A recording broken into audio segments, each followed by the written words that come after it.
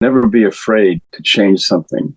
Don't feel so comfortable with something that may speak to you later. Because I'm such an avid dreamer, dreams that become very, very detailed. I went about finding inside me what kind of imagery, what elements would be fun to do. I used to embrace going to this place of nothingness and knowingness. I feel that there's an energy from that. That just seemed to open up this other universe for me. That became the catalyst for more. I prefer to go into the combinations of dreaming, daydreaming, contemplation, meditation, and vision work. In this odd case of being a human, I try to record as many things as I can. That's really served me well because it's like I'm inspiring myself. Revisiting is just as satisfying as starting a new piece. I find it exciting. In my dreams, I heard these sounds. That's what drew me to the drum set. It's such an odd instrument. We, as the musician, have to find a way to make these metal objects work with these other resonating objects. I saw it as an instrument that was malleable. So it was very much like playing sculpture, approaching your instrument with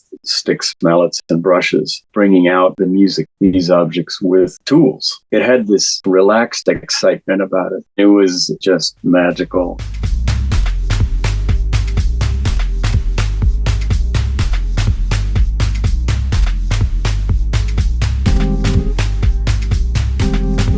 Welcome to Angel City Culture Quest, where art, social justice, and the environment meet in Los Angeles. I am your host, Melina Paris, and I welcome you to this episode.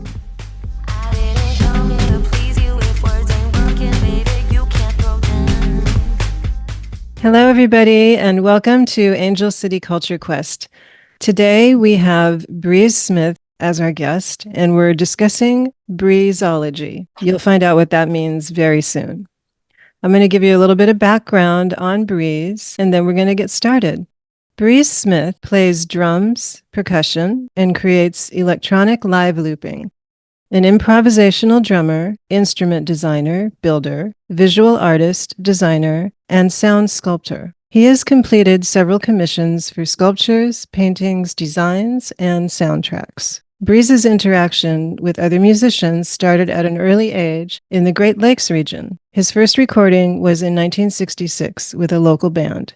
His growing interest in experimental, improvised music and his ever-expanding search for new sounds led him to incorporate his metal sound sculptures into his drum percussion universe. A guest artist performance led to Breeze's first sound sculpture commission. He completed a musical instrument design exchange with Stephen Wright, one of his ceramic Udu drums, for Breeze's invention, which is the Wright Alimba. Did I say that right? Yes, that's correct. Okay. Tracks from his 2004 solo recording, Sight Sounding Backdrops +8, were used on the soundtrack for the documentary film The Real Rastafarian. Breeze says his journey of musical expression has gifted him with opportunities to create with so many, who I will add into our show notes. There's a lot of them, but these people also include the wonderful Dwight Tribble and duos with Breeze's wife, dancer, vocalist Cheryl Banks Smith. We're going to start with your artwork, Breeze. Artwork, sculpture, and music. We're going into those after we talk about a few paintings. But in your art making process, you recycle and reuse mostly all of your materials. And sometimes you even add materials to your paintings, which often gives them a textured appearance. I want to note that your use of light in your paintings, which adds to their vibrancy, depth, and energy, particularly in Say or Save. And the other one was XSR. What that means. It's something that I started doing is when I became more deeply involved with painting in 2021. The few things that happened in my life, and it was time. It was the right time to get into it again. And what I came up with was the 3 E's, those that you see there, the XSR, and what that defines as excited, essential, eros. What is the last one? Eros. EROSE. What does that one mean? Aha. Yes. Please tell. I try to do things like that because I just like using words that, as you just made it clear, you're not familiar with that word. Eros, it refers to jagged or uneven. what I mean by that is that's a lot of things that I do being an improvisational painter as well. It's not often that I would do something that is symmetrical. So that's why I chose Eros for the last part of that title of the three E's. That's great. As I was mentioning, the light in that piece and the other one, Say or Save, is extraordinary. It brings a certain energy. And with the other piece, Say or Save, there were words that just came to me when I saw the paintings on your website. And also when I saw them in person, it was like, yes, I remember that. And the feeling was still there. Say or Save reminds me of light or angels. The first one, XSR, is light, energy, but space as well. Mm-hmm. There's another painting that started off as a different one titled Elephant Swim. And that just made me happy. It was just very colorful, the reds, and there's movement in it, but it evolved into another painting. Can you talk about that? Well, first of all, it was something that I learned in the last year that I attended art college. And my professor said to never be afraid to change something. Don't feel so comfortable with something that may speak to you later. And that's what happened with the beginning. As I was doing Elephant Swim, I was happy with it. Yet the next day I came out and I saw something else in there. And that's what evolved into the Hill House Spirit. So it's, again, my facing the fear of like, oh no, this is too precious. Mm-hmm. And try not to do that. Yeah. So that evolved from one painting into the next. So I was happy though that, especially from how it spoke to you, the Elephant Swim, I was happy that at least I documented the changes. And that's what I feel even more comfortable with. You know, given that we have the chance to do really detailed photography now very easily off of phones or whatever device it might be, that I can actually capture what was there and then to see how that changes, how it evolves. How it evolves. Yeah, exactly. And Hill House Spirit is a big subject, but my first reaction to it was playful because there's a face in there and the face seemed playful to me. It's a little bit of an odd reaction, I think, but that's the first way it struck me, but it's a beautiful piece as well. Oh, thank you. Well, he is a playful character. Yeah. That's a fact. Now, you also do sculptures, and in your process, you explain that welding things together and making sounds interested you. In this way, I started coming closer and closer to the actual sounds that I had in my head from when I was a kid and couldn't find the instrument that would equate to that particular sound. So I constructed these musical sculptures that allowed me to create the music I really wanted in a performance. That way the rhythms had another whole palette of colors that I always wanted to reach but couldn't. That must have been so satisfying for you. Yes, and that was even more exciting for me when I did my solo recording because I incorporated all in each of those instruments in various sections of that recording. So that was very satisfying to be able to complete that. All the sounds coming to life. Yeah. Now you have several sculptures. There's one called Earth Sails, and it was a commissioned piece. Can you talk about how you created that? Sure. It was oftentimes, because I'm such an avid dreamer, dreams that become very, very detailed. And for Earth Sails, some sketches had come around and I wasn't sure what I was going to do. I knew there was going to be a large piece, an outdoor piece. And there was one night that the image woke me up. And so I quickly grabbed some paper and started sketching. And that was the beginning of that particular sculpture, the 3 panels. I needed something that was kind of flowing. The piece is in the high desert and it's all aluminum. And I created those shapes that I wanted them to be, these sort of, how would I describe them? They're just kind of undulating shapes that I feel that they work together. And I used some new techniques that I had never used before. None that I had learned for creating on the surfaces, but I had to research how to do what I wanted to do, which was to bend these large sheets of aluminum so that they had a nice flowing curvature to them.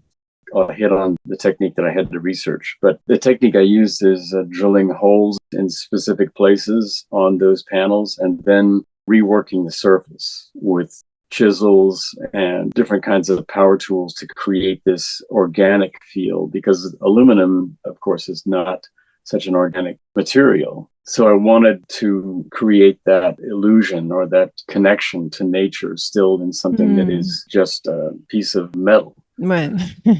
And there are some close-ups of some of the areas in there that I find really interesting. So let me go to what I had to research was how could I bend these sheets of metal? I thought it would have been somewhat simple, yet it was not, and created quite a challenge. So I found someone who does all sorts of things like that. And it's not an uncommon technique, but it's two vertical rods that are approximately 3 to 4 inches away from each other, and they are placed at an angle on a surface.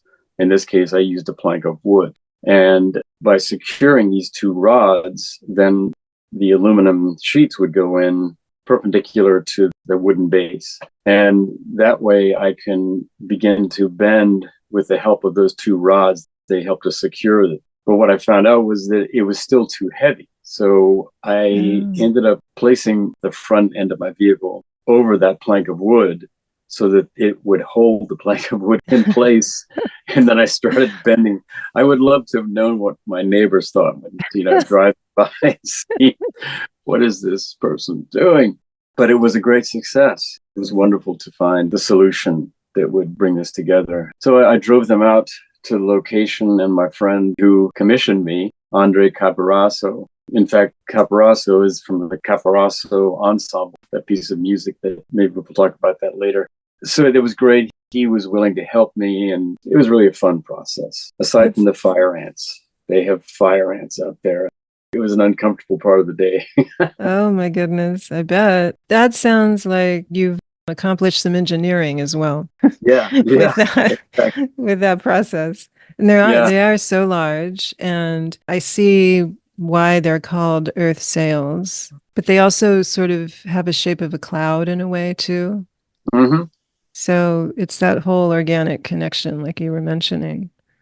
We're going to have a picture of those for folks to see on our website, so you can check out Earth Sails by Breeze.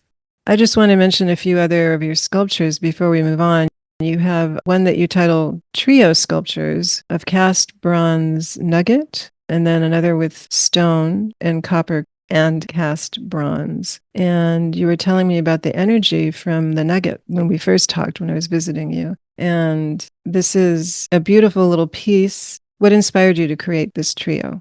Well, it was a time that I was attempting to do the art fairs, the art shows, and I was talking with an art counselor. And because I am in that school of I love creating and not so successful at finding the business side of the things that I create. So I counseled with this gentleman, and he was saying that since I was doing these art shows and local art fairs, things like that, he said, well, it would be great if you could create something small where someone could see what you're doing. They could purchase it for a reasonable price, and they could actually carry it away with them right there. They don't have to come back to if it's a painting or if it's a large sculpture. Mm-hmm. So I went about finding inside me what kind of imagery and what elements would be fun to do. And as I'm always connected to nature, the idea of finding flat stones that were not so hard that I couldn't drill into them because I was hand bending these coils of copper tubing, and I drilled into the stone. All the stones are different, and finding, I guess, what I would call the nodal point, or the point on that stone, depending on the shape, that it fits in with the copper coil that is centered, is actually penetrating and going into that. And because that copper piping is literally a pipe, it's hollow. It's very thin. It's 1/4 of an inch in diameter. And so there are ways that sound can be created in that way with this connection to the stone. It has its own sound. And then the cast bronze, I call it the nugget, was from symbolism that I've been fascinated with, and some that have come to me in meditation. So it is a pyramidal shape, yet the base underneath, as you well know, is perfect for the thumb. The thumb can fit easily in there, and then between the first finger and the middle finger, it can actually comfortably fit right in there. And I feel that there's an energy from that, just the image itself and the actual physical touching of it. Above, if you look down onto the nugget, you can see it. There's also another spiral there. And then on the face is this image that I felt signified a universal spiritual awareness. Say, for example, the Ankh from Egypt, the cross, the fish, Christianity, and a lot of other symbolism. But this one in particular, which is a horizontal line that has a flare to it, and then that is close to a vertical line, also with a flare, and then above it is a ellipse or a sphere. And I feel that those together, not touching, and I think specifically not touching, that it feels more like a universal symbol for spirituality. That's beautiful. And your thumb does fit very comfortably in there. It's a wonderful piece. And thank you. When you mentioned looking down from the different angle, looking down into the spiral, you call that raven's eye view? Is that what that? Yeah. Yeah, I'm just fascinated with a lot of birds, but specifically ravens. Yeah, beautiful birds. They are. There's several, but there is another one called zebra breeze. But we're going to discuss that one more a little bit later when we get to the music. One of the main things you said that was important to you is that you look at your art from a spiritual perspective, but not necessarily in a conventional way. Growing up, you attended church for a number of years, and then your father wanted to leave the church after he became fascinated with Catholicism, and he wanted to convert. Your mother did not. And when you sensed that separation, you said you started to look at what was spiritual for you. Can you elaborate a little bit more on that? That was during the late 60s, right? That started early, the exit from conventional religion. I was maybe 10 or 11, so that would have been in the 50s. But then, yeah, I started looking around. Those years, nature meant more to me than anything else. And I had a sense of what now I know to be meditation, when I would just, by daydreaming or closing my eyes in the middle of the day, I would just go to these places. Like there was something that I used to do to myself as a child mentally. And it was what I labeled finally as understanding nothingness. Imagine what it would be like if there was nothing. What would that be like? How could I even rationalize that? And when I first experienced it, it was almost frightening. And like some of the other things that happened in my life, I just had this innate way of approaching things in terms of fear and facing fear. I mean, I had no idea what I was doing, but it was just the right thing for me to do, was to face these things that seemed fearful, like the wind. So I used to embrace going to this place of nothingness. And that just seemed to open up this other kind of universe or dimension for me of awareness. And that became the catalyst for finally, as you were saying, then in the late 60s, I first started reading about astral projection. And then after being successful at astral projecting, I wanted more of a substance, I guess I would say. And that's when I started studying Buddhism, specifically Zen at that time. And then going further, my spiritual awareness to transcendental meditation, studied other religions along the way. They felt really comfortable and they felt right, aside from the fact that they seemed still a little too traditional for me, mainly because I just didn't want to be within that belief solidly.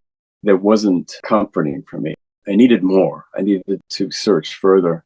And then eventually with Ekankar, which was another stepping stone for me, that felt very, very comfortable because of the fact that they lived their entire existence, not only waking, but dreaming as well.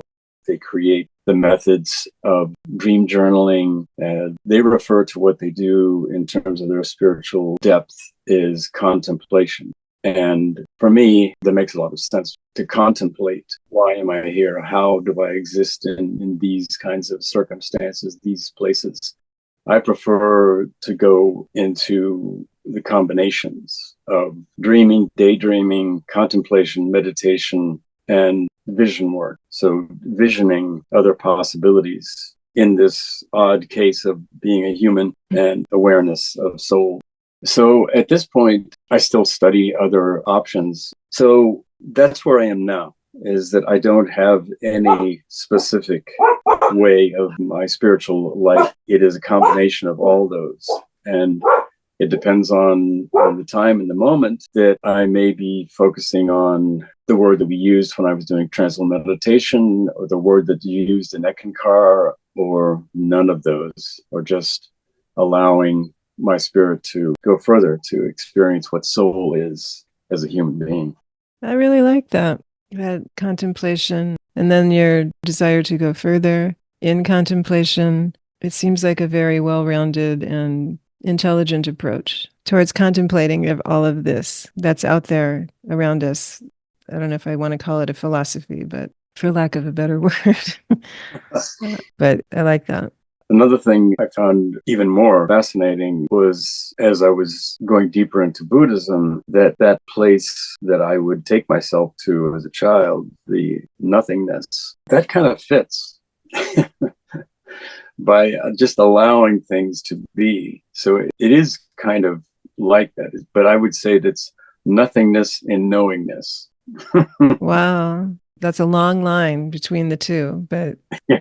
but maybe not, it depends. We're getting off into a whole different thing, but it's very interesting. I like the approach of it because you're finding your own way, but it's honest. And it sounds like it helps a human evolve when you're doing serious contemplation and knowingness and nothingness. I mean, imagining nothingness is, I can't even wrap my head around that at this particular moment. So I praise you for your determination to stick to that and to do that. Well, it's driven. It's from within that I do that, because it creates for me a foundation of existing in a world that is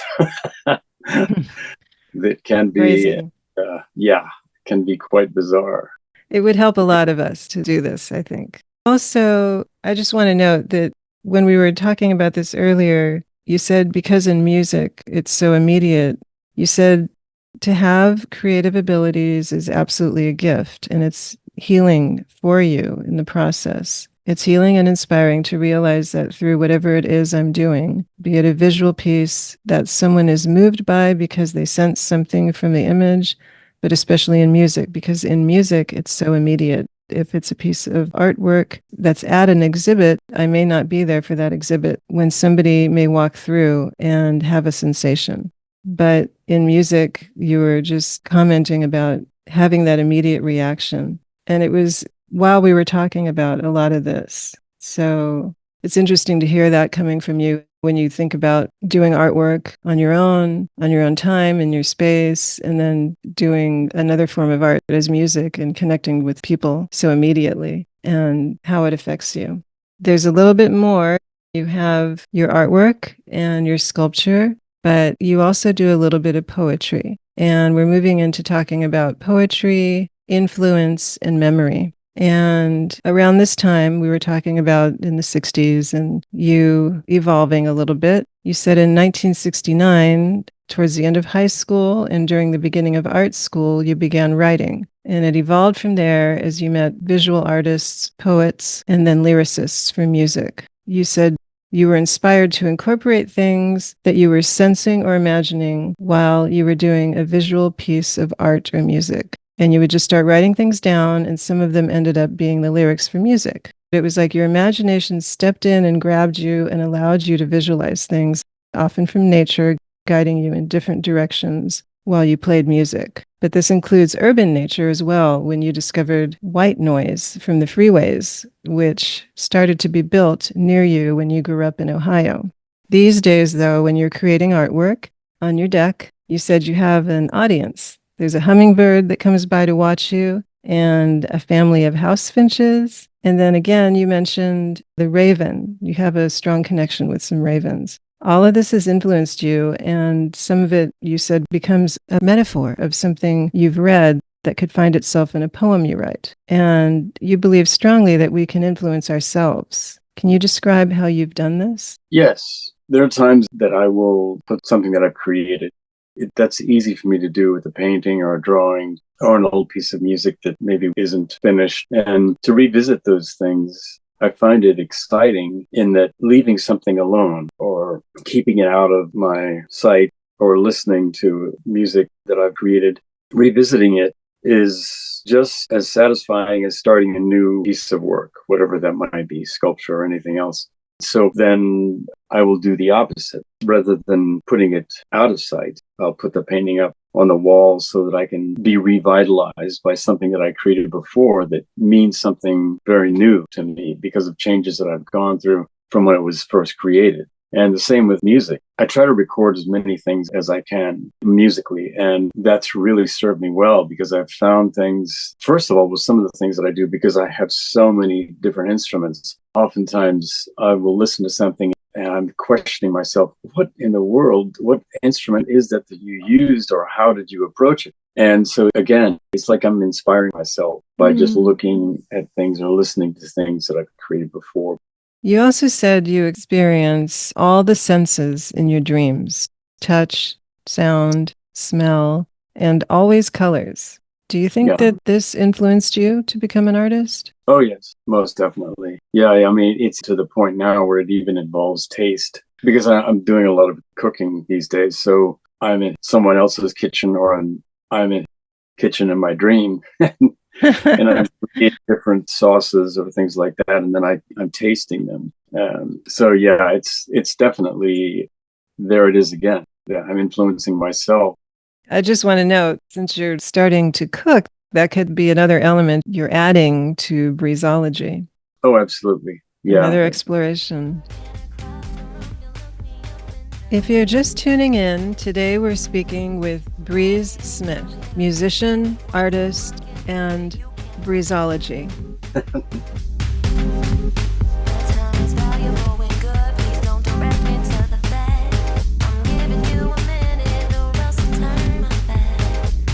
Hi folks, this is your host, Melina Paris. Angel City Culture Quest is growing. We're barely into our third year now, and there's so much more quest-worthy inspiration to bring you. Art, books, film, coverage of local events, and more. We've gotten a new QR code, so you can capture episodes on the go, because I know you're busy. We've been creating artistic flyers unique to each episode, and new Angel City Culture Quest stickers. And there's more to come. As you know, there are costs to keep this podcast going. So, if you're able, join me in this quest with your support. Think of it as a cultural tip jar to share any amount that you're comfortable with. Even a few dollars a month will contribute to my ability to continue bringing you the great work of these artists, activists, and others, and the cultural content that you want to hear about.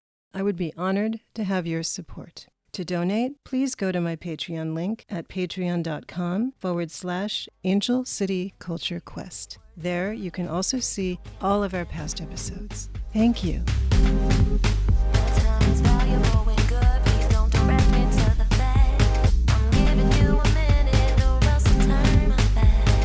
You said television, when it first came out, was really good for you because then you saw things differently in nature and around you. And an artist that you saw on TV had a big influence on you too. That would be John Cage. Can you talk about that?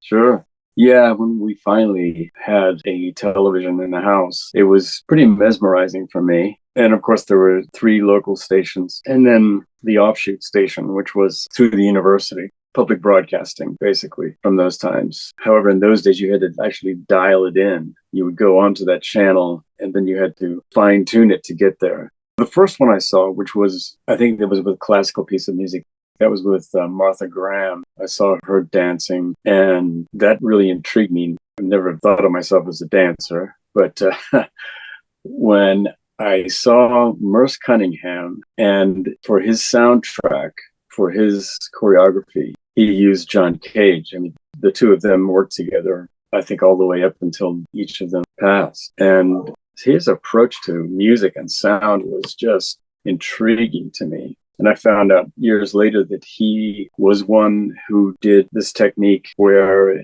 by placing a metal object, a metal instrument, be it a gong or a cymbal, and allowing that after striking it, usually with a mallet, and then dipping it into water then the science comes into it. So then it's ascending and descending, coming into the water, coming out of the water. And it sounded like nature to me, but when I found how that was created, that opened up another pathway for me. I think I even had some of those old, I think I played that for you, the old cast aluminum pot lids. Yeah. That I use that for effects the same way, striking with a mallet or using a violin bow to activate the vibration in that piece, and then slowly putting it into the water and then bringing it back out, ascending and descending that note, that tone, that pitch.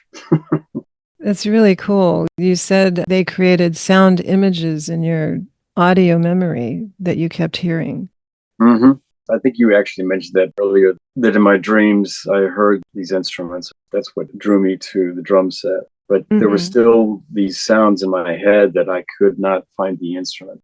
That was when, years later, when I was working with metal so much, that these objects I could find could be created. Yeah. And one of those was, as we mentioned earlier, your instrument you titled the Zebra Breeze. Can you talk about why you titled it that? Well, it first comes from my fascination with the animal. They're whimsical to me. And the look, it's undeniable. But what I found even more intriguing about them as they are together with many of them, it's one of the ways that they, looking so unique as they do, when they run together, closely together, they're able to fool any predators. It's not so easy to find their necks, because that's oftentimes where predatory cats will go, of course, for the neck to bring down an animal of that size. That's why I have a couple of improvisational groups that I work with that I call Breeze-ology, given the fact that everyone is improvising and creating, and everyone is individual in their own unique way. Yet when we work together, listening and playing together, then we work as one. So that's the logic of the zebra. Yeah. And the reason that I call that instrument that, as I saw those stripes, these vertical curved aluminum rods, that's what it made me think of, were the stripes on a zebra. Let's listen in to Zebra Breeze.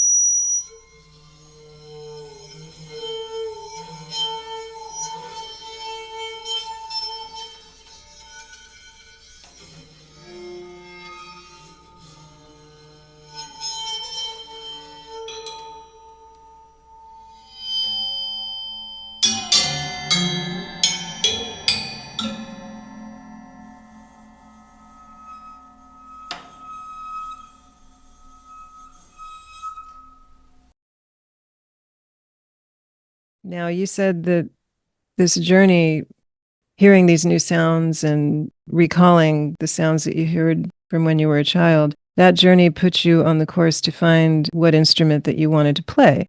The drum set interested you for a few reasons. Can you talk about what those were?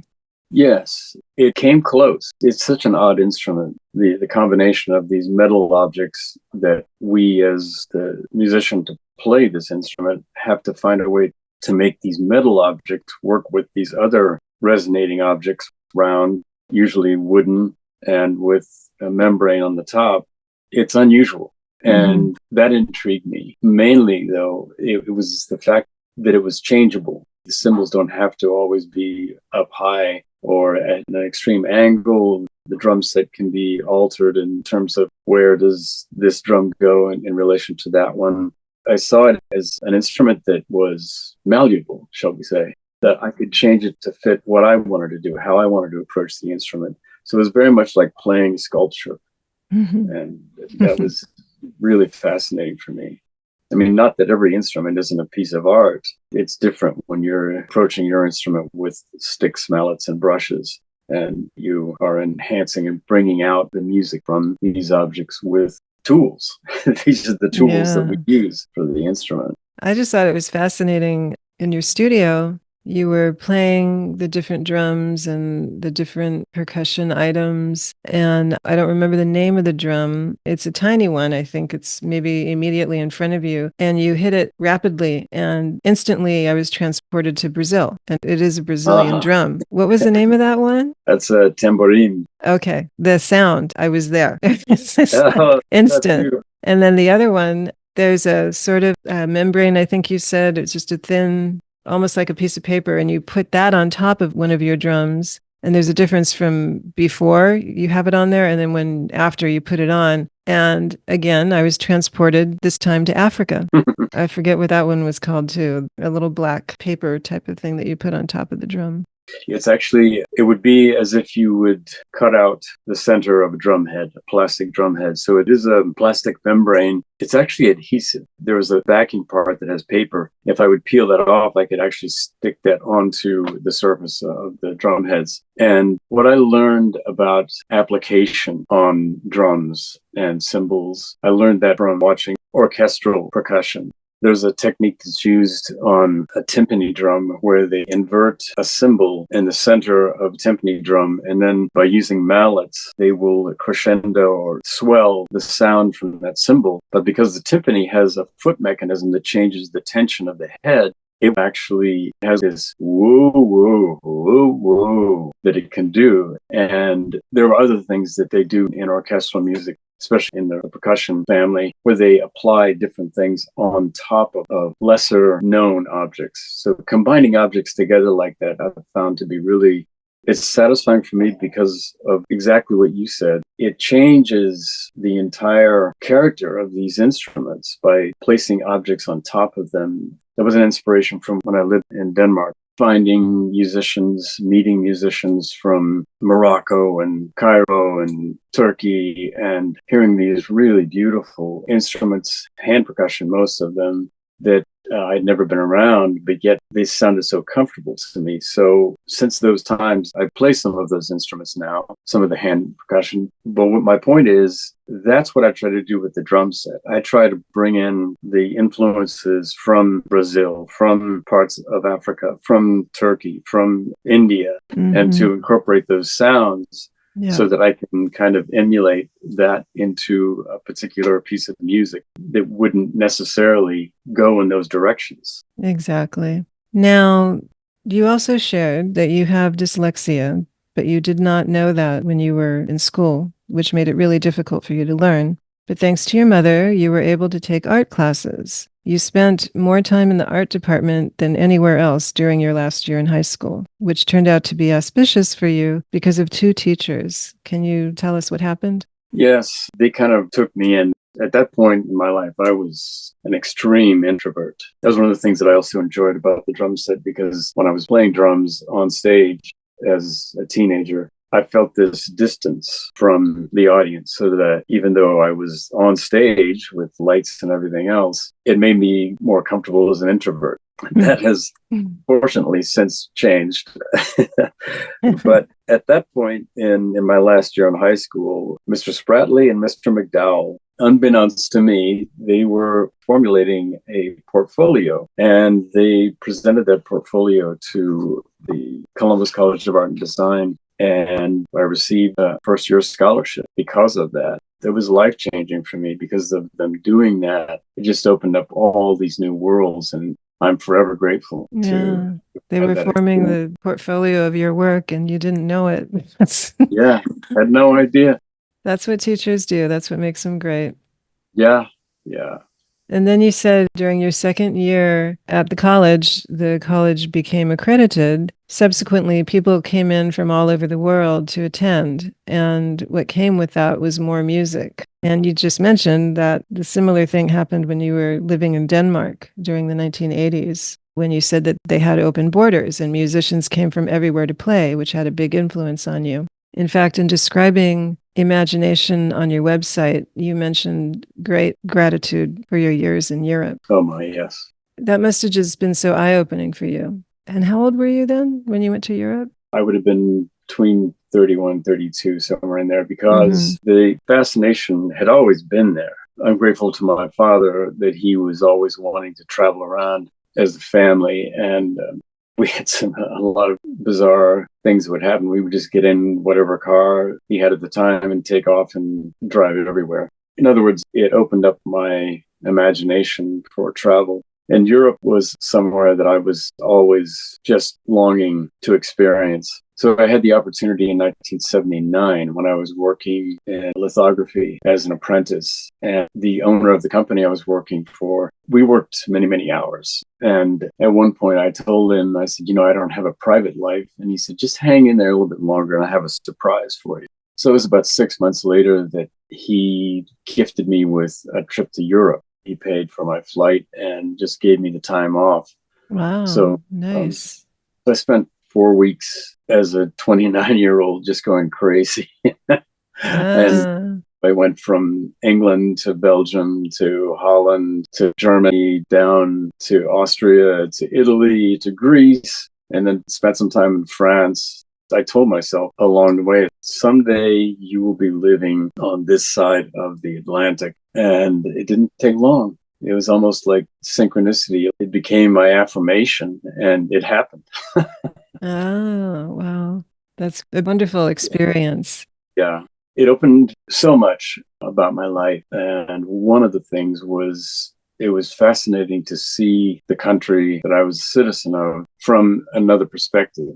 And I think that may have been another inspiration for me to learn Danish as quickly as possible. I didn't like what I saw on the streets. A lot of Americans that were just not my kind of folks, the way they approached their travels, in this case in Copenhagen. So I saw the US from a whole different perspective. Reading the European version of Time magazine about things going on at the time, it was about a jetliner that mysteriously went down. And I spoke with my father and he said he read the same thing. It was two entirely different perspectives of the same incident. So things like that just made me really step back. It was almost like I became another person. And I like who that person is. Yeah, good. I do too. Yeah. That says a lot, different perspectives like that. It really does wake you up when you realize those kinds of things. And this brings us to fighting your fears. You were in Copenhagen for a number of years. Eventually, you made your way back. And when you were in Ohio, you met your wife, Cheryl. And then after some time, you ended up having to return to LA for your family. But initially, it was a real struggle for you and a fight that you had to have with yourself to realize that you could find your way. How did you get through that struggle? Meditation helped, but even that was a struggle for me at the time. My father-in-law had just passed before I moved to LA in 2000. And I wanted to be there for my mother-in-law. And she helped a lot to just help me to find a way to ground.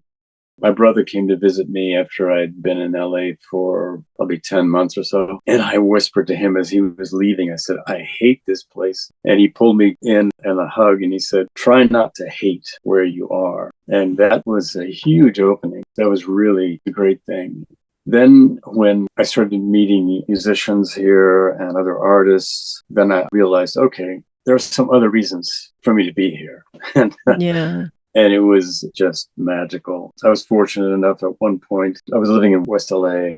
And when I was working as an apprentice in woodworking for a furniture designer, which is where I learned how to do bronze casting, by the way. It was so close to the house that I was able to walk to and from work. And that was another good thing for me to make this transition, to be on the sidewalk and walking with other people that were getting their foundation, what they were doing. And it was really good for me. On my walk to work, I would see them every morning. And the first 3 times I'd said hello to them, they wouldn't respond. Finally, the same person that I would see, and it opened up just a connection. That was all, just hello. Yeah. And I needed that. That was the kind of stuff I needed. It would make me feel more like me. And being in the city, being in LA, and the intensity of LA at that point for me was overwhelming. I could see how that could ground you and how that could actually turn into a good experience. Yes, it did. The connections, like you said. Yeah. But in terms of facing your fears, you talked about early in your life, one of your biggest fears that you conquered, the wind. Mm-hmm. Can you tell us a little bit about that? And I would love if you could elaborate further with the sound. Sure. Yeah, growing up in Columbus, Ohio, I was born 49. And so through the 50s, the weather, it's still quite unpredictable, especially in central Ohio. The wind that would go through between the houses, and because it's so flat there, it was intense. And it just had all these sounds that to me were scary. It was fearful for me. So I remember pulling the cover over my head. So eventually, because I would hear it all the time, my imagination opened up and I decided to match the sounds I heard. And why I did that, I don't know. A psychologist today would say that that's what I was doing. I was facing my fear by embracing what it is. So I taught myself how to make the sound of the wind. And it was great. It was like I was having a little conversation with the wind, or I was trying to harmonize with the wind. So then my ears became even more in tune with all the various sounds, the really strong winds, the ones that sound like they're swirling.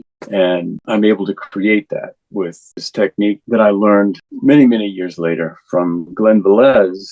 I did a workshop with him on overtone singing. And overtone singing is such a fascinating technique. So then, as I worked on overtone singing, I went to meditation, and there was a man there from France. And a friend of mine said, "Hey, Breeze, tell my friend here how you come to be called Breeze." And so I did that, and he put his ear up close to me, and he said, "Do you know what you're doing?" And I said, I'm doing what I'm doing. I don't know. Tell me, what am I doing?" He said, "You're creating overtone singing without using your vocal cords." So he said, "You're doing the exact same thing with the position of how much your mouth is open and how you curl your tongue in all directions, concave part of your tongue or convex, and then the shape as you look at it from the side as it curls or not." And so that was the beginning of realizing that I was facing my fears and ended up getting myself in trouble as a little guy in classroom because of my issue that I didn't realize I had, the dyslexia.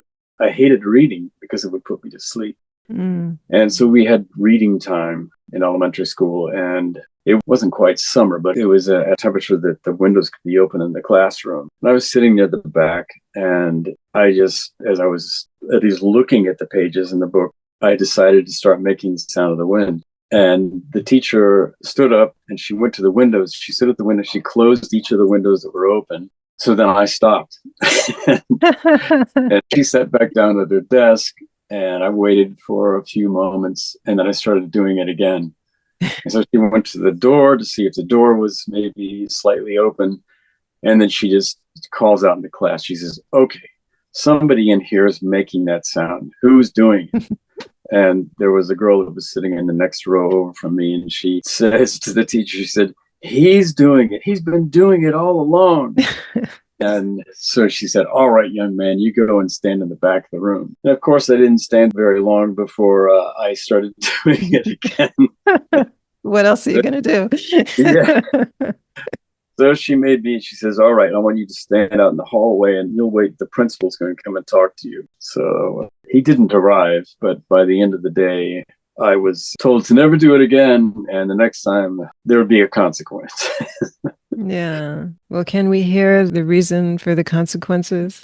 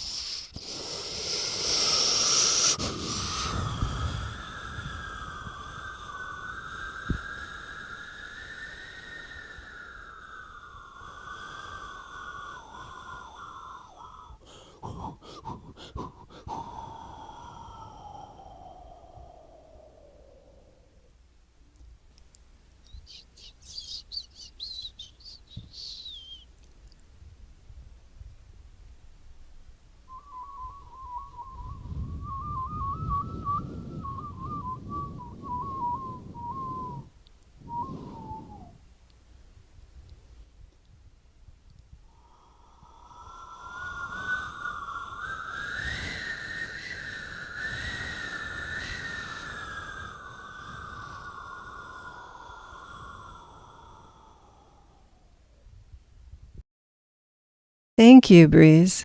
So you've been practicing all these different forms of art your entire life, which is clear just looking at all the different work that you do. And just listening to you, there's an endless curiosity in you to still do more, to create more, and to use different materials. You utilize everything so well, recycling materials. You put discarded or found materials in your paintings sometimes. That's in part what makes your paintings so unique, I think. But with all this, do you have a favorite form of art that you do?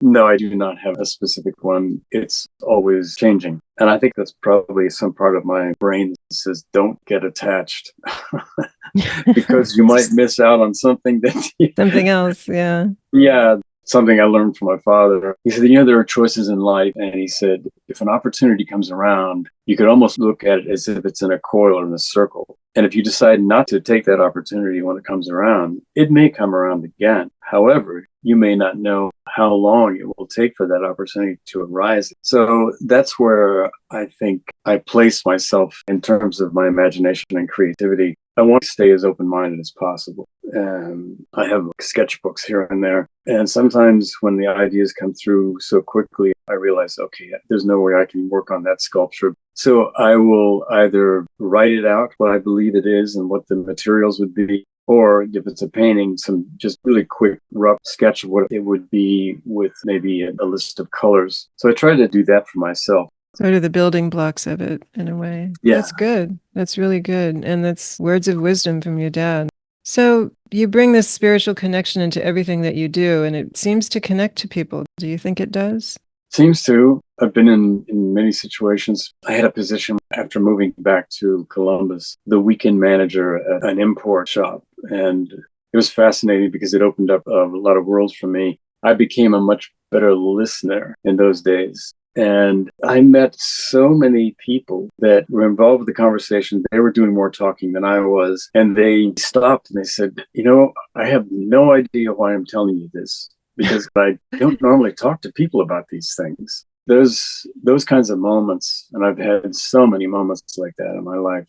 A couple of times people that I'm talking with, they brought up a memory that they had through talking to me about their own lives, that they actually ended up in tears. And I feel that's a reflection of staying in tune with my inner self. I try to be as open as possible.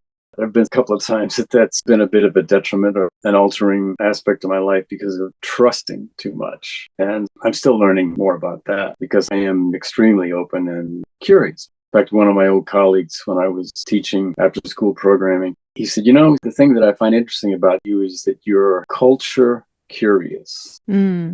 And I've always been like that. That served me well, of course, when I was living in Denmark. Yeah. And I think the thing about people opening up to you, I think maybe there's a sense of safety, not anything that's verbalized. It's just there and it's intuitive, I think. That's probably what it is. Because, like you said earlier, you've been doing all this work and grounding yourself. So that becomes obvious on a sensorial level. Yeah, So let's talk about music. sure. First, I'd like to know, you had mentioned the CD earlier, the Caporasso. Yeah, that's Andre Yeah. Brasso. You said it's a special recording. Why is that?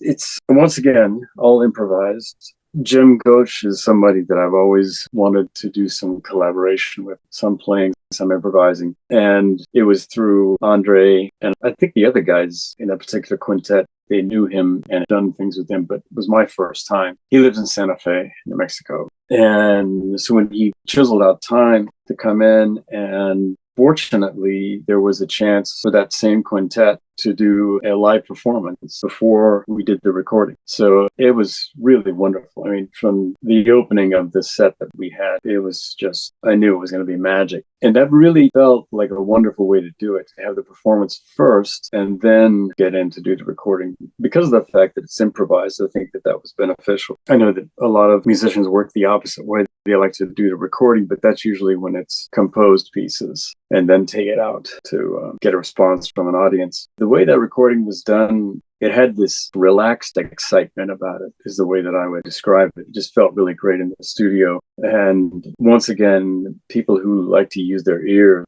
as much as their talent on their instrument was really a very special thing. The thing that really is amazing for me is that it's not often that I go into a studio and the recording is there, the details on where microphones would be and for which instrument and so on. And it's seldom that I hear a finished recording that it sounds the way that my instrument sounds from where I'm sitting. The finished recording sounds more like what it would be if someone was in front row of a performance. Mm-hmm. And my instrument sounds very different in those ways. I like the way it sounds from the audience side, and I tune and select cymbals for that perspective. It's different when you're sitting behind the instruments. It's a different sound. It's not the same. On this particular recording, because of the placements of the mics and the mics that were selected, which was minimal, that's what I love about people like my friend Tony Green. He and I agree on this. We used a mic for the bass drum, a mic for the snare, in between the snare and the hi-hats, and then 2 overhead mics, and that's it. And it really captured the sound of my instrument. So then from there, because of Jim Goach's experience, he has found a way when he did the remix and the mastering of it, for my ears, after coming up hearing recordings on 78s and 45s and Everything. full vinyl, yeah, everything. I've heard it all. And I've heard it on all kinds of equipment. Not that I've always had the best equipment to listen to recordings. However, my point is, it sounds in this recording to me as if it's a beautiful blend of analog recording and digital recording, because it has a warmth to it, yet the warmth would be in the analog, and then yet there is a crystalline aspect of it to it, which is from the sound of my ride cymbal if I'm playing lightly. And I can hear it in there. So the details, it would be more from the digital side. I think you nailed it there. The first thing that came to my mind was this very organic, and I think that's that analog sound. But it's beautiful. It's absolutely beautiful. Oh, thanks. I was so honored that when they did these final mixes, that there's several tracks that they gave me the intro to, I think at least three pieces. It's me. I'm either playing electronic percussion or acoustic drum set. And I want to mention your painting is on there too. Oh, yeah. On the CD cover. Yeah. Is the title Encounter? That's the title of the project of this particular recording. It happened because as we took a break, Tony has this beautiful outdoor space that looks out into the valley in the canyon where his house is. The subject came up about aliens and spacecraft and this elongated conversation. So that was when Jim and Andre decided that they would title the piece Encounter. That's great. But this is a beautiful painting too. There's a lot of energy in it. Oh, thanks. Yeah. And then the inside it's not the exact same painting, but it's in that same kind of series that I was doing at the time. And Jim, he loves the old vinyl of the record label Verve. Verve. And they had a sort of a style of the way they did their graphics. And that's what he was mimicking. He was hoping to give tribute to the old Verve recordings. Nice.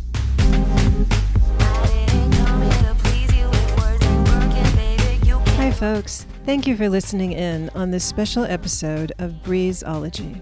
We wanted to share with you Breeze's recent collaboration with the Caporasso Ensemble's release, Encounter, was featured in the May edition of Downbeat magazine, and, no less, with Breeze's artwork on the cover. Of the album, Downbeat said, Encounter is a completely improvised electronic jazz composition created by some of the leading figures in the Los Angeles left field jazz. Find the link in our show notes, which leads to a video of Caporasso Ensemble performing at the Oracle Tavern in downtown LA. Thank you for listening.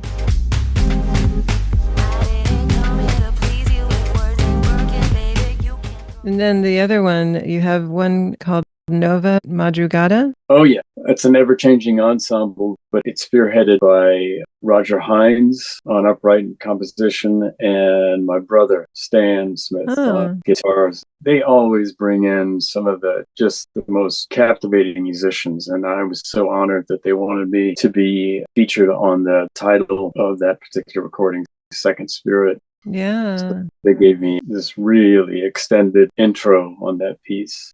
There's a lot in there. The sounds that I clued into were like the bird sounds, which obviously you're making, the cymbals, the string, the bass sound. You have rattles and a gong and bells, I think, and more, I'm sure. Yeah. The isolation booth was pretty much filled. I had just enough space to move in the center to go from one instrument to the next. Don't make any false moves. Right? Yeah, exactly. Yeah. It sounds like you're wandering through a labyrinth or adventuring on a journey. There you go. It's all encompassing and holistic. It's really wonderful. My brother titled that, because first he did that piece of music, and then it evolved that he and Roger decided to call the entire project Second Spirit. So Second Spirit is a sensation, realization, experience that happens in Judaism when you're with someone, and it could even be the first time you're with them, that you're around them, that you're having conversation or food or an experience together, and you feel so strongly about that person that in your mind, you would say to yourself, okay, this is my second spirit. That might sound simple. My explanation may not be as precise, but it's really powerful. And that's something that my brother experienced when he was in performance in Dresden, Germany. And he had the opportunity to work with Gunther Baby Summers. And that's what my brother told me. He said, now I know what it's like. Because my brother is Jewish. He converted to Judaism. And it's been wonderful for me because he's educated me in things that I had no idea.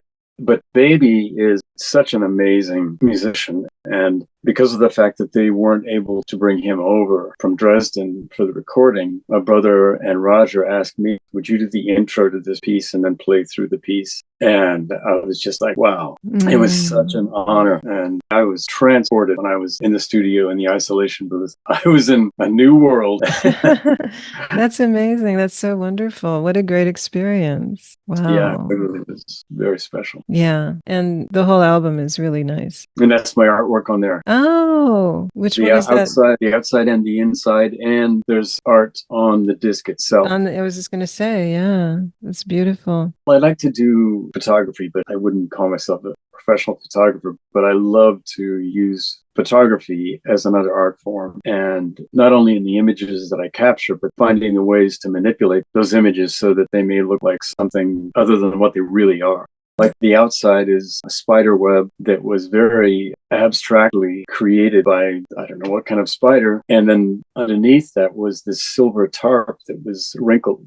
And as I photographed that, it took me into another place. I was just like, wow, this is another new venture.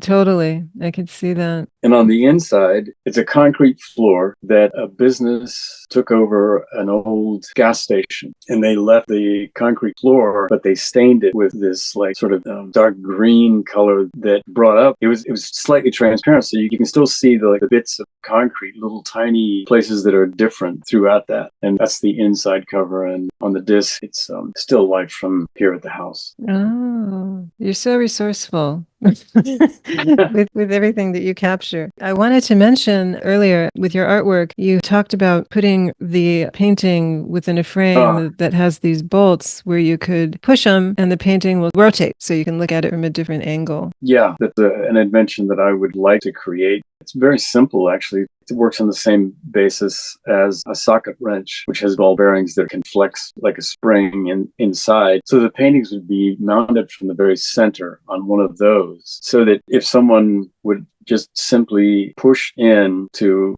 retract the ball bearings, then they could turn it as many times as they would like. And then as they would release it, it comes back to a locking position. Because most of my paintings I see from different sides. And even when I hang them in our home, I rotate them. It's something else that I learned from that last year with a professor in painting class. So back to the art exhibit. In that way, if a person went through the entire exhibit, they come back and they go through it again, they might see it from a completely different perspective. The painting might speak to them in a different way. And it's just much more interactive. Yeah. You had also said when you're actually creating a painting, you look at it from different angles. When you're outside on your deck, you have the round table that you paint on and you go from one side to the other and approach it from all those different angles. It's a very unique approach. That way I can actually walk all the way around the pieces I'm working on it. It's very successful for me because I see things differently each side that I look at, and it inspires me to add more of something or try to find a way to mask something that I don't feel really works. Basically, eliminating shapes that are there with a larger color. So let's get to Cosmic Vibrations. The album that I listened to is called Pathways and Passages. Wonderful, wonderful album. And you said a couple performances will be coming up with Cosmic Vibrations, which we'll get to. But first, the group is made up of John B. Williams on acoustic bass, Durf Rekla, who unfortunately passed away in 2022, was on congas and percussion and flute, Pablo Calogero on tenor sax, bass clarinet, woodwinds, and flute, Christopher Garcia, indigenous percussion, and you on drums, percussion, and loops, and Dwight Tribble on vocals. But of course, he's the initiator of the whole thing. Even though he still says that he doesn't want to be leader, Dwight and I, we are so close. We're really tight. So he calls me the co-leader. Dwight is great. And his voice. Yeah. Oh, yeah. There's nothing like it. It's otherworldly. Yeah. It's completely. I mean, it really is. Yeah. And when that man is on stage, his spirit it becomes massive. I mean, the way that he interacts with us on stage together, but then the way that he interacts with the audience, it's like, okay, we just stepped into the living room now. We're just having a good time. It's so magical. Yeah. It's a great story how the group came together. Can you talk about that? Yes. I think it was 2017. Dwight had a dream, and in his dream, he saw each of us and he heard music happening and he felt it in a very, very strong spiritual way. And so he sent out an email to each of us and he said, "This is what I'm envisioning. You guys let me know if you're interested. However, no rehearsals. We improvise, we create." And everyone agreed. And it was only a few months later that we had our first concert at the world stage. And it was absolute magic. I've never experienced anything like it. I hadn't worked with anyone in the group except Dwight. Dwight and I had worked on another project a few years prior to that. Everything was just so new. And you had the connection instantly. That's amazing. Oh, yeah. Yeah. It was incredible. And everyone was listening and no one was trying to be overplaying or be seen or heard stronger than anyone else. It was just absolute harmony. And working with that configuration was so amazing. It was just as fascinating to be in the green room with those guys I remember when we played a UCLA concert and we were in the green room after we did sound check, and I was almost disappointed when they called in and said, okay, you guys are in. You'll be in 3 minutes or whatever it was. Head onto the stage, guys. No, we want to stay here. Yeah, I want to stay in this moment. I'm hearing all these great stories from these guys, and we're just having just a beautiful conversation, being able to talk together. Well, the liner notes on the album capture it perfectly. It said, experiencing a cosmic vibration performance is an awakening of one's senses, provided you will allow this. And that's exactly what it is. And the first time I heard the band together, that's exactly what happened to me. And I was not expecting that. I didn't know what to expect. I knew it was going to be great, but that's exactly, it's an awakening experience or awakening your senses. And on this album, the sound is amazing. You can hear each player's instrument very clearly. Yeah, and that's thanks to Scott Fraser. We did the original recording in his studio and a few overdubs in there as well. And then final mixing and more overdubs was with Tony Green in his studio. And in fact, Tony plays on a track on there. He plays upright bass and cello. What you were saying about Dwight's energy, it comes through on the whole album, but particularly on Nature's Vision. It was so energetic. His voice, the whole piece is just very powerful. And a little bit later on How Long? Oh, yeah. That's wonderful. It's a poignant song, but it's upbeat. And is that a clave sound I'm hearing? Because the song says how long, and it's like it's keeping time. Yeah, I think that might have been Durf. Okay. Because he would oftentimes play clave. Yeah, I'm pretty sure that was Durf playing that. It comes together just so beautifully. Oh, thanks. Where can people purchase the CDs? At this point, it would be just to contact me. Okay. That'd be the easiest. At this point, it's only CDs are available. Not that many at this point, but there are some. As far as I know, the vinyl is all gone. Oh. So I could see why. Any of the audiophiles out there, sorry about that. CD only or download. Okay. And I can direct anyone who needs to get the download. But that project was so wonderful for me in many, many ways. I actually had artwork that I had created for that, but the label we did this with, their policy was that they have their own artist, and that's not uncommon. So the artwork that's on there, which I really think is great artwork, other than I think that the font was a big mistake. It's really difficult to read that cover. But going further with this is Dwight gave me the privilege, because I co-produced this. This is my first venture at co-producing a project this magnitude. Congratulations. Thank you. He said, it's yours, man. He said, what's the title of the project? And what are the titles of the tunes and sequencing and all that? I did all the titling. I did most of the sequencing. And then we brought Tony in to help us with that, to figure out which songs would follow the next. And then Dwight allowed me to to give him some vocal ideas of things that he could use. Of course, he made the magic with it. But the one in particular is Old Bop, which, interestingly enough, on K-Jazz, that's the only track that they'll play so far anyway. But Old Bop is Pablo backwards, because when we work together, it's always like each person takes a chance to open up a piece. And so when it was Pablo's time to do that, he was standing next to John B. and he said, let's do this 6/8 thing, man. And so they started playing it together, and then we all started joining in. So that was his contribution, was that 6/8 pattern. That I don't think it stays in 6 through the whole thing. And then I came up with, that's Pablo's tune, but I'm not going to say it's titled Pablo, so I flipped it backwards for Old Bop. And you'll hear through the piece that there are times that Dwight will repeat that Old Bop. Yeah. Old Bop. So then I said, Dwight, I don't know if do you know the word ashe? I have heard that. So ashe, they say it in Brazil, but they also say it in parts of Africa. And ashe is giving it to spirit, is basically what it is. And we usually say that at the end of our spirit circles before we perform. Dwight will give us words, and we'll give blessings and allow creativity to flow. And then at the end, usually we all say ashe. So you hear Dwight singing that in there too. Oh, that's cool. I thought maybe like a prayer or a mantra. That's really cool. It's a wonderful album. And if people want to experience cosmic vibrations, which I encourage strongly, reach out to Breeze. Yeah, we're working on a new recording because we had to replace two members in the group. And we decided that we didn't want to bring someone in playing the same instruments, just out of respect. Yeah. And I mean, quite frankly, nobody played like Durf.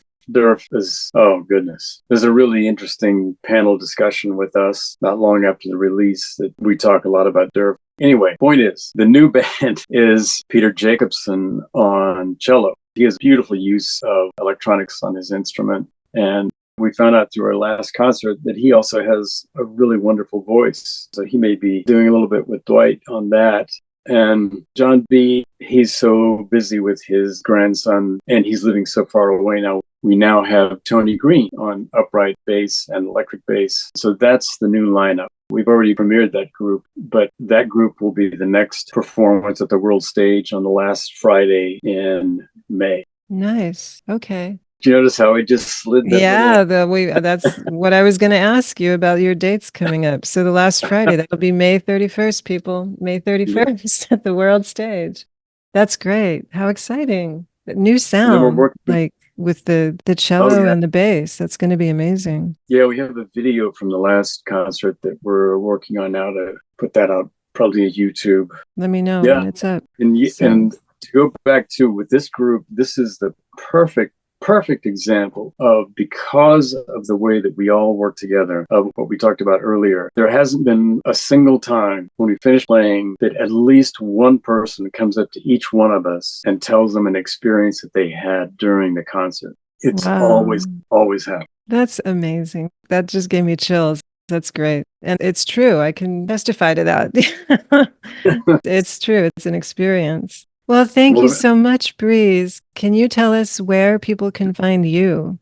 Well, my website is an easy one, Breeze Muse, the two words stuck together, BREEZEMUSE, breezemuse.com.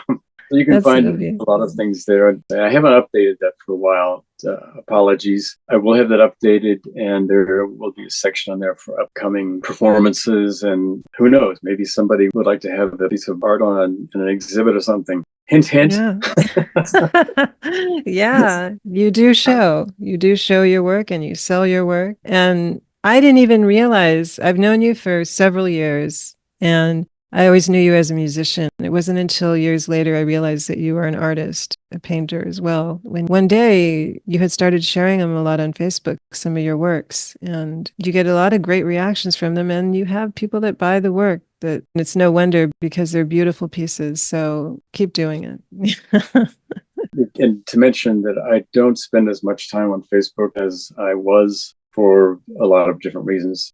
However, I'm very active on Instagram. On Instagram, you'll find me, again, Breeze Muse 888, the numbers 888. Okay. I love eights. I learned about eights, not only in music, but also in martial arts. In martial arts, they would tell us that if we did our rounds, our movements in eights, that it is reflective of the fact that if you turn an 8 on the side, it becomes infinity. Right. So, yeah. That's Breeze Muse 888. That's Instagram. Breeze Muse 888. Check it out. Okay. Well, Breeze Smith, thank you so much for your time today. It's been enlightening and wonderful. Thank you. I really appreciate it. And as we would say in Danish, tusind mange tak. 1,000 thanks. Oh, thank you.